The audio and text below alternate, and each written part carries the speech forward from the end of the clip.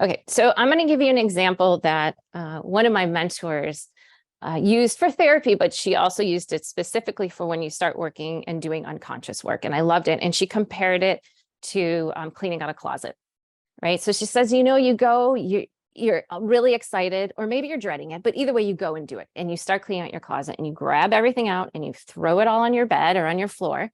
And you look at it and you go, well, that was a ridiculous idea. Look at what I just got myself into. And well, too late now. I started. I've got to go through it. So as you start picking through and sifting through, you find things that you had stuffed in the back of your closet that are like these little gems, right? And you grab them out and you're excited. And then it's like, oh my goodness, it's like I have something new. You just forgot about it and it got pushed away. And then you go through other things and you say like, ooh, that doesn't really fit me anymore. That's kind of drab. It's kind of outdated.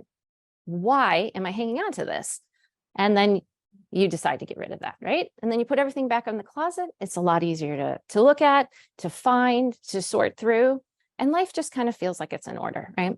So that's what we kind of want to do when we're working through the unconscious. Let's go in, find those things that got buried deep down, which, by the way, is also a type of shadow work for people who are interested. And also, let's look at the things that they don't serve us anymore, and let's let them go. But we do have to dive in to find them, right? Okay. So let's look at some of these more clinical ways of describing benefits of engaging the unconscious.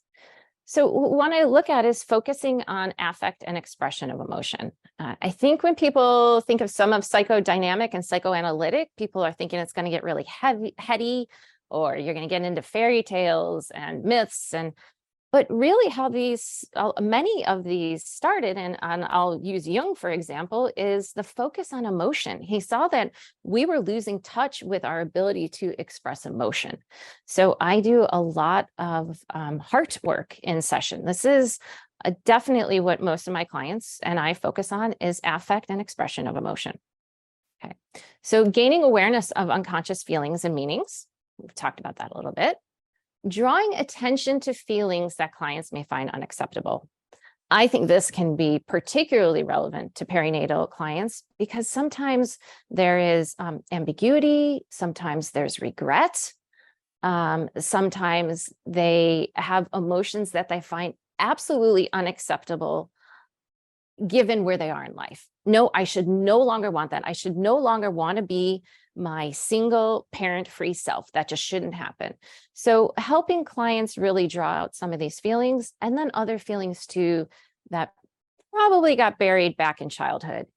And you'll see a little bit more of this when we move into some of the questions around inner child work.